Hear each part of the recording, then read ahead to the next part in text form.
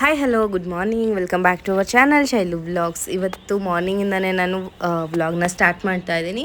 ಇವಾಗ ಟೈಮ್ ಬಂದು 7:30 ಆಗಿದೆ. ಸಿಕ್ಕಾಪಟ್ಟೆ ಬಿಸಿಲಿದೆ, ನೀವು ನೋಡ್ತಾ ಇರ್ಬೋದು. ಕಣ್ಣೇ ಬಿಡೋಕ್ಕಾಗ್ತಿಲ್ಲ, ಅಷ್ಟೊಂದು ಬಿಸಿಲಿತ್ತು. ಸೊ ಇವತ್ತು ಮಾರ್ನಿಂಗ್ ಖಾಲಿ ಹೊಟ್ಟೆಯಲ್ಲೇ ಥೈರಾಯ್ಡ್ ಟೆಸ್ಟ್ ಮಾಡಿಸ್ಬೇಕು ಅಂತ ಹೇಳಿದರು ಅಲ್ವಾ, ಹಾಗಾಗಿ ಥೈರಾಯ್ಡ್ ಟೆಸ್ಟ್ ಮಾಡಿಸೋಣ ಅಂತ ಬಂದೆ. ಬ್ಲಡ್ ಎಲ್ಲ ತೊಗೊಂಡ್ರು ಇಲ್ಲಿ, ಅಂದರೆ ಪೇಷಂಟ್ಸ್ ಯಾರೂ ಇನ್ನೂ ಬಂದಿಲ್ಲ, ನಾವೇ ಫಸ್ಟ್ ಬಂದಿದ್ದೀವಿ. ಅಂದರೆ ಖಾಲಿ ಹೊಟ್ಟೆಗೆ ಬನ್ನಿ, ಒಂದು 7:30ಗೆ ಬನ್ನಿ. ಖಾಲಿ ಹೊಟ್ಟೆಯಲ್ಲಿ ಬ್ಲಡ್ ಚೆಕ್ ಮಾಡಿ ಸ್ಯಾಂಪಲ್ ಕೊಟ್ಬಿಟ್ಟು ಹೋಗಿ. ಒಂದು 3 ಅವರ್ಸ್ ಆಗುತ್ತೆ ಬರೋದಕ್ಕೆ ರಿಪೋರ್ಟು ಅಂತ ಹೇಳಿದ್ರು. ನಾವು ಓಕೆ ಅಂತ ಅಂದ್ಬಿಟ್ಟು ಬ್ಲಡ್ ಎಲ್ಲ ಕೊಟ್ಬಿಟ್ಟು ಮನೆಗೆ ಹೋದ್ವಿ. ಸೊ ಥೈರಾಯ್ಡ್ ಏನೂ ಇಲ್ಲ ಅಂತ ಬಂತು ರಿಪೋರ್ಟಲ್ಲಿ. ಮಮ್ಮಿಗೆ ಹೋಗಿ ಪ್ರ್ಯಾಂಕ್ ಮಾಡ್ತೀನಿ, ಮಮ್ಮಿ ನಂಗೆ ಥೈರಾಯ್ಡ್ ಇದೆಯಂತೆ ಅಂತ ಅಂದ್ಬಿಟ್ಟು ಮಮ್ಮಿ ಏನು ಹೇಳ್ತಾರೆ ಅಂತ ಕೇಳೋಣ. ನನ್ನ ಗಂಡನ ಅಲ್ಲಿ ಕ್ಲೀನ್ ಮಾಡಿಸ್ಬೇಕಂತ, ಅದಕ್ಕೆ ಕರ್ಕೊಬಂದವ್ರೆ. ಮನೆಗೆ ಹೋಗಿ ಹೇಳ್ತೀನಿ ಮಮ್ಮಿಗೆ ಏನು ಹೇಳ್ತಾರೆ, ನೋಡೋಣ. ರಿಪೋರ್ಟ್ ಎಲ್ಲ ಕಲೆಕ್ಟ್ ಮಾಡ್ಕೊಂಡಿದ್ದಾಯಿತು. ಇವಾಗ ಮನೆಗೆ ಹೋಗಿ ನಾನು ಮಮ್ಮಿಗೆ ರಿಪೋರ್ಟ್ ಕೊಡ್ತೀನಿ. ನಾನು ಹಾಗೆ ಮಾತಾಡಿಸಿದ್ದೆ, ಅದು ಸ್ವಲ್ಪ ಟಿ ವಿ ವಾಲ್ಯೂಮ್ ಎಲ್ಲ ಬಂದುಬಿಟ್ಟಿತ್ತು ಅಂತ ಅಂದ್ಬಿಟ್ಟು ಈ ವಾಯ್ಸ್ನ ಕಮ್ಮಿ ಮಾಡಿದ್ದೀನಿ, ಮ್ಯೂಟ್ ಮಾಡಿದ್ದೀನಿ. ಏನು ಥೈರಾಯ್ಡ್ ಇದೆಯಾ ಅಂತ ಇದ್ದಾರೆ ನಮ್ಮ ಮಮ್ಮಿ. ಅವ್ರು ಹೆಂಗೆ ರಿಯಾಕ್ಟ್ ಮಾಡ್ತಾರೆ ಅಂತ ನೀವು ಕೇಳಿ, ಯಾಕಂದರೆ ನಮ್ಮ ಮಮ್ಮಿ ಇಲ್ಲ ತಾನೇ ಅಂತ ಸುನಿಲ್ಗೆ ಹೇಳ್ತಾಯಿದ್ರು. ಹೆಂಗೆ ರಿಯಾಕ್ಟ್ ಮಾಡ್ತಾರೆ ಅಂತ ನೀವು ನೋಡಿ.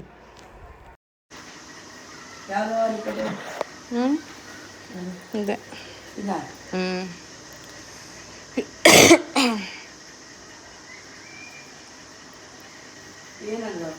ಥೈರಾಯ್ಡ್ ಅಂತ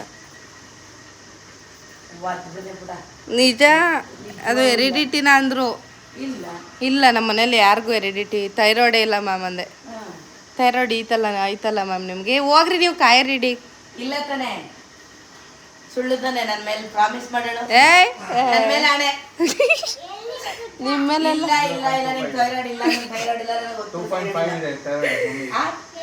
2.5 ನಾರ್ಮಲ್ ತಾನೆ.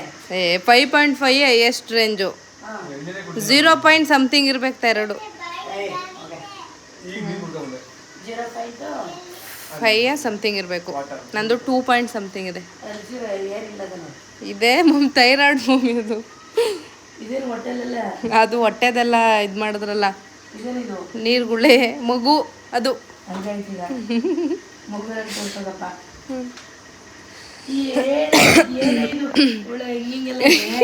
ಮಗು ಥರನೇ ಕಾಣಿಸ್ತಿದೆ. ತೆಗೀರಿ ಇಲ್ಲಿ ಸುನಿಗೆ. ಇಲ್ಲೇ ಅದು ಥೈರಾಯ್ಡ್ ಸುನಿ, ಇಲ್ಲಿ ಇದೆ ಥೈರಾಯ್ಡ್ದು. ಸುನಿಗೂ ತೋರಿಸ್ದೆ ಮಮ್ಮಿ. ಡಾಕ್ಟ್ರ್ ಹಂಗಂದ್ರೆ ಥೈರಾಯ್ಡ ಮ್ಯಾಮ್ ಅಂತವ್ರೆ. ಹ್ಞೂ ಅಂದರು. ಅದಕ್ಕೆ 6 ತಿಂಗಳು ಟ್ರೀಟ್ಮೆಂಟ್ ಅಂತೆ. ಥೈರಾಯ್ಡ್ ತಗೋಬೇಕು ಪುಟ್ಟ. ಯಾಕಂದ್ರೆ ಥೈರಾಯ್ಡಿಂದ ಏನೆಲ್ಲ ಪ್ರಾಬ್ಲಮ್ ಆಗುತ್ತೆ ಗೊತ್ತಾ? ಏನೇನು ಹೇಳು. ಇಲ್ಲೆಲ್ಲ ದಪ್ಪಗಾಗುತ್ತೆ, ಜಾಸ್ತಿ ಕೋಲ್ಡ್ ಇರೋದು. ಇಲ್ಲಿ ದಪ್ಪ ಆಗಲ್ಲ, ಇಡೀ ಬಾಡಿನೇ ದಪ್ಪ ಆಗುತ್ತೆ. ಕತ್ತೂ ದಪ್ಪ ಆಗುತ್ತೆ, ಮುಖನೂ ದಪ್ಪ ಆಗುತ್ತೆ. ಅದರಲ್ಲಿ ಥೈರಾಯ್ಡ್ 2 ಥರ ಇರುತ್ತೆ, ಒಬ್ರು ವೀಕ್ ಆಗ್ತಾರೆ, ಒಬ್ರು ದಪ್ಪ ಆಗ್ತಾರೆ. ನಾನು ದಪ್ಪ ಆಗೋ ಥರ ಥೈರಾಯ್ಡ್ ಅಂತೆ.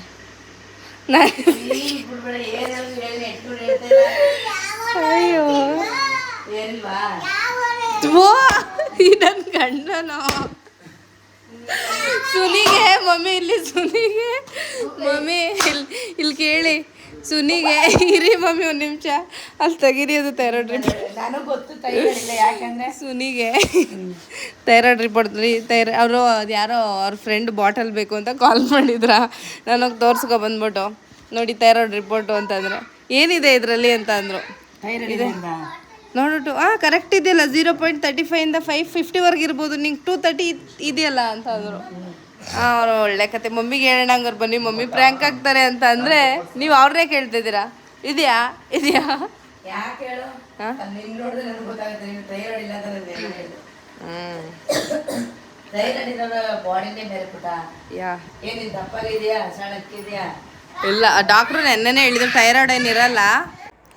ಹಾಗೆ ಇವತ್ತು ನಮ್ಮ ಮನೆಗೆ ರಿಲೇಟಿವ್ಸ್ ಎಲ್ಲ ಬಂದಿದ್ದರು, ನಮ್ಮ ಚಿಕ್ಕಮ್ಮ ಎಲ್ಲ ಬಂದಿದ್ದರು. ಹಾಗಾಗಿ ವೀಡಿಯೋನ ಕಂಟಿನ್ಯೂ ಮಾಡೋಕ್ಕಾಗಲಿಲ್ಲ ಅವಾಗೆಲ್ಲ. ಸೊ ಈವ್ನಿಂಗ್ ಆಯಿತು, ಒಂದು 7 o'clock ಆಗಿದೆ ಅನ್ಕೋತೀನಿ ಇವಾಗ ಬುಜ್ಜಿಗೆ ಡ್ರಾಪ್ಸ್ ಹಾಕ್ಸೋದಕ್ಕೆ ಅಂತ ಹೋಗ್ತಾಯಿದ್ವಿ. ಅವನಿಗೆ ಎವ್ರಿ ಮಂತ್ ಇಮ್ಯುನಿಟಿ ಡ್ರಾಪ್ನ ಹಾಕ್ಸ್ತೀವಿ. ಅಂದರೆ ಹಾಸ್ಪಿಟ್ಲ್ಗಳೆಲ್ಲ ಹಾಕ್ತಾರೆ ಮಕ್ಕಳಿಗೆ ಇಮ್ಯುನಿಟಿ ಡ್ರಾಪ್ಗಳನ್ನ ಮಂತ್ಲಿ 1 time ಹಾಕ್ತಾರೆ. ಏನಕ್ಕೆ ಅಂತಂದರೆ ಮಕ್ಕಳುಗಳು ಹುಷಾರು ತಪ್ಪಬಾರ್ದು, ಅವರ ಬಾಡಿಯಲ್ಲಿ ರೋಗ ನಿರೋಧಕ ಶಕ್ತಿನ ಹೆಚ್ಚಿಸ್ಬೇಕು. ಅಂತ ಅಂದ್ಬಿಟ್ಟು ಇಮ್ಯುನಿಟಿ ಡ್ರಾಪ್ನ ಹಾಕ್ತಾರೆ. ಎಷ್ಟು ಮಕ್ಕಳು ಬಂದಿರ್ತವೆ ಅಂತಂದರೆ ಹಾಸ್ಪಿಟ್ಲಿಗೆ ಇವತ್ತು ನಾವು ಇಲ್ಲೇ ನಮ್ಮ ನಿಯರ್ ಇರೋ ಹಾಸ್ಪಿಟಲ್ ಅಂದರೆ ನಮಗೆ ಅವರು ಒಂಥರ ಫ್ಯಾಮಿಲಿ ಡಾಕ್ಟರ್ ಅಂತಲೇ ಹೇಳ್ಬೋದು, ಅಲ್ಲೇನೇ ಹಾಕ್ಸೋದು. ನಾವು ಮೈಸೂರಿಗೆ ಯಾವಾಗ ಬಂದ್ವಿ ಅವಾಗಿಂದನೂ ಹಾಕಿಸ್ತಾ ಇದ್ದೀವಿ ಡ್ರಾಪ್ನ. ಅಂದರೆ ಮಕ್ಕಳು ಆರೋಗ್ಯವಾಗಿ ಚೆನ್ನಾಗಿರ್ತಾರೆ, ಬೇಗ ಜ್ವರ ಕೆಮ್ಮು ನೆಗಡಿ ಈ ಥರ ಬೇಗ ಅಟ್ಯಾಕ್ ಆಗೋದಿಲ್ಲ ಅನ್ನೋ ಒಂದು ರೀಸನ್ಗೆ. ಸೊ ಆಲ್ರೆಡಿ ಮಕ್ಕಳೆಲ್ಲ ಬಂದು ಡ್ರಾಪ್ಸ್ ಎಲ್ಲ ಹಾಕ್ಸ್ತಾಯಿದ್ರು. ಅಂದರೆ ಇವತ್ತು ಅಂದರೆ ಮೆಸೇಜ್ ಬಂದುಬಿಡುತ್ತೆ ಆಟೋಮೆಟಿಕ್ ಮೊಬೈಲ್ಗೆ. ಅವತ್ತಿನ ದಿನ ಮಾರ್ನಿಂಗ್ 7 o'clock ಹಿಡಿದು ನೈಟ್ 9 o'clockವರೆಗೂ ಡ್ರಾಪ್ನ ಹಾಕ್ತಾರೆ ಮಕ್ಕಳಿಗೆ. ಏನು 70 rupees ಚಾರ್ಜ್ ಮಾಡ್ತಾರೆ ಅಷ್ಟೇ. ಸೊ ಅದರಿಂದ ತುಂಬಾ ಇಂಪ್ರೂವ್ಮೆಂಟ್ ಕಂಡಿದೆ ಬುಜ್ಜಿಯಲ್ಲಿ ಕೂಡ. ಅವನು ಮೊದಲು ಪದೇ ಪದೇ ಹುಷಾರು ತಪ್ತಿದ್ದ, ಇವಾಗೆಲ್ಲ ಹಾಗಿಲ್ಲ, ಚೆನ್ನಾಗಿದ್ದಾನೆ. ಇನ್ನು ನೈಟ್ ಬಂದ್ವಿ, ನೈಟ್ ಬಂದು ವಾಕಿಂಗ್ ಹೋಗ್ತಾ ಇದ್ವಿ.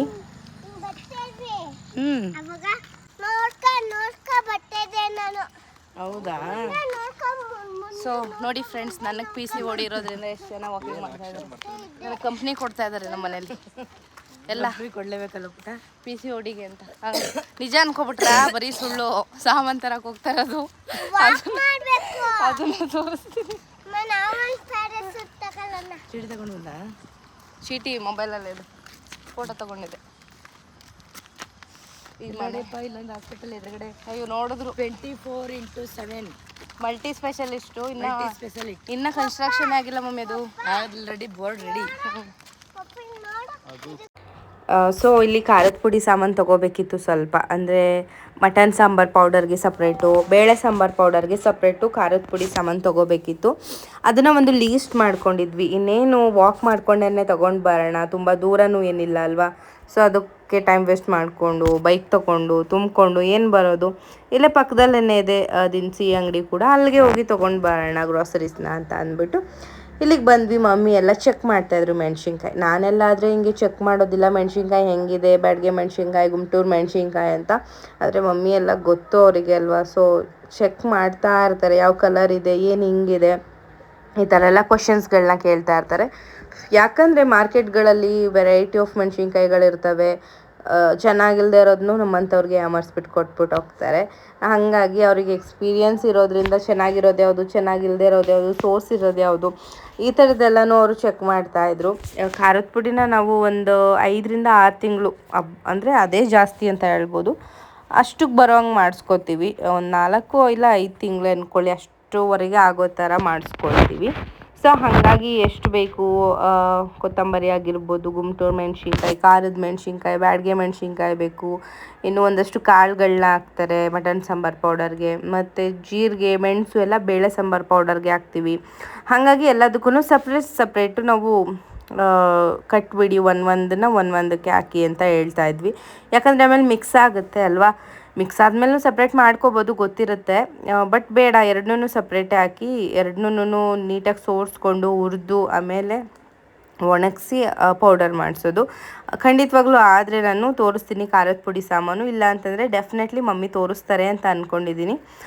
ಯಾಕಂದರೆ ತುಂಬ ಜನ ಕೇಳ್ತಿರ್ತೀರ, ಮಟನ್ ಸಾಂಬಾರು ಪೌಡರ್ ಆಗಿರ್ಬೋದು, ಚಿಕನ್ಗೆ, ಮಟನ್ಗೆ, ನಾನ್ ವೆಜ್ಗೆ ಸಪ್ರೇಟ್ ಹಾಕ್ತೀವಿ, ಇನ್ನು ಬೇಳೆ ಸಾಂಬಾರು ಪೌಡರೇ ಸಪ್ರೇಟ್ ಮಾಡಿಸ್ತೀವಿ ಅಂತ ಹೇಳಿದ್ವಿ. ಅದನ್ನು ಹೆಂಗೆ ಮಾಡ್ತೀರಾ, ಹೆಂಗೆ ಮಾಡಿಸ್ತೀರಾ ಅಂತ ಅದನ್ನು ಖಂಡಿತವಾಗ್ಲೂ ತೋರಿಸ್ತೀನಿ.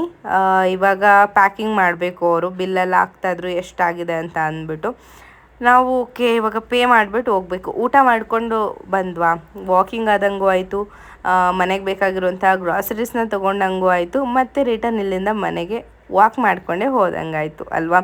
ಎಷ್ಟು ಬೆನಿಫಿಟ್ಸ್. ಇನ್ಮೇಲೆ ವಾಕ್ ಮಾಡಬೇಕು. ಥೈರಾಯ್ಡ್ ಇಲ್ಲ ಅಂತ ಸುಮ್ಮನೆ ಕೂತ್ಕೊಳ್ಳೋಕ್ಕಾಗಲ್ಲ. PCOD ಇರೋದ್ರಿಂದ ಆದಷ್ಟು ನಾನ್ ವೆಜ್ನ ಅವಾಯ್ಡ್ ಮಾಡಬೇಕು. ಇನ್ನು ವಾಕ್ ಚೆನ್ನಾಗಿ ಮಾಡಬೇಕು, ಹೆಲ್ತಿ ಫುಡ್ಸ್ನ ಇನ್ನೂ ತೊಗೋಬೇಕು. ನಾನು ಹೇಳಿದ್ದೆ ನಿಮಗೆ, ನಾನು ಅವಾಯ್ಡ್ ಮಾಡ್ತಾ ಇದ್ದೀನಿ ಅಂತ ಕೂಡ. ಇನ್ಮೇಲೆ ಇನ್ನೂ ಅವಾಯ್ಡ್ ಮಾಡಬೇಕು. ಇನ್ನು ಇದನ್ನೆಲ್ಲ ಪ್ಯಾಕ್ ಮಾಡ್ಕೊಂಡು ಹೋಗ್ಬೇಕಾದ್ರೆ ಬುಜ್ಜಿ ನಾನು ತೊಗೋತೀನಿ, ನಾನು ಹೊತ್ಕೋತೀನಿ ಅಂದ್ಕೊಂಡು ತಲೆ ಮೇಲೆಲ್ಲ ಇಟ್ಕೊಳ್ತಾ ಇದ್ದ. ಅದು ಒಂಥರ ಚೆನ್ನಾಗಿತ್ತು. ಅವನು ಎಷ್ಟು ಒಂಥರ ಕಾನ್ಫಿಡೆಂಟ್ ಲೆವೆಲ್ ನೋಡಬೇಕಿತ್ತು ಒಂದು. ನಾನು ತೊಗೋಗ್ತೀನಮ್ಮ, ನಾನು ಹೆಲ್ಪ್ ಮಾಡ್ತೀನಿ ಅನ್ನೋ ರೀತಿ ಮಾಡ್ತಾಯಿದ್ದ ಎಲ್ಲನೂ. ಅದೇನು ವೇಟೇ ಇರಲಿಲ್ಲ. ನೋಡಿದ್ರಲ್ಲ ಎಷ್ಟು ಸಾಮಾನಿತ್ತು, ಮೆಣಸಿನ್ಕಾಯಿ ಎಲ್ಲ ವೇಟೇ ಇರೋದಿಲ್ಲ ಅಲ್ವಾ. ಸೊ ಸುನಿಲೇನೆ ಕೊಡು ಅಂತ ಅಂದ್ರೂ ಇಲ್ಲ, ನಾನು ತೊಗೊಂಡೋಗ್ತೀನಿ ಅಂತಿದ್ದ. ಸ್ವಲ್ಪ ದೂರ ಹೋದ, ಆಮೇಲೆ ಸುನಿಲೇನೆ ಇಸ್ಕೊಂಡ್ರು. ಹಾಗೆ ಇವತ್ತಿನ ವ್ಲಾಗ್ನ ನಾನು ಇಲ್ಲಿಗೆ ಎಂಡ್ ಮಾಡ್ತಾ ಇದ್ದೀನಿ. ಸ್ವಲ್ಪ ನನಗೆ ಹೆಲ್ತು ಇಶ್ಯೂಸ್ ಆಗಿರೋದ್ರಿಂದ ಲಾಂಗ್ ವಿಡಿಯೋ ಲೆಂತ್ ವಿಡಿಯೋ ಆಗ್ತಿಲ್ಲ. ಖಂಡಿತವಾಗ್ಲೂ ಮಾಡ್ತೀನಿ. ಹೀಗೆ ಸಪೋರ್ಟ್ ಮಾಡಿ. ವಿಡಿಯೋ ಇಷ್ಟ ಆದರೆ ಲೈಕ್ ಮಾಡಿ, ಶೇರ್ ಮಾಡಿ, ಕಮೆಂಟ್ ಮಾಡೋದು ಮರಿಬೇಡಿ. ಆ್ಯಂಡ್ ಮತ್ತೊಂದು ಹೊಸ ವಿಡಿಯೋದೊಂದಿಗೆ ಸಿಗ್ತೀನಿ. ಅಲ್ಲಿವರೆಗೂ ಕಾಯ್ತಾ ಇರಿ. ನಾನು ಯಾವಾಗಲೂ ಹೇಳ್ತೀನಿ ಯಾವ ಥರ ವಿಡಿಯೋ ಬೇಕು ಅಂತ ಕಾಮೆಂಟ್ ಸೆಕ್ಷನಲ್ಲಿ ತಿಳಿಸಿ ಅಂತ, ಯಾರೂ ಹೇಳೋದೇ ಇಲ್ಲ. ಆ್ಯಂಡ್ ಮುಂದಿನ ವಿಡಿಯೋದಲ್ಲಿ ಸಿಗ್ತೀನಿ. ಕಾಯ್ತಾ ಇರಿ. Thank you so much. Bye bye. Take care.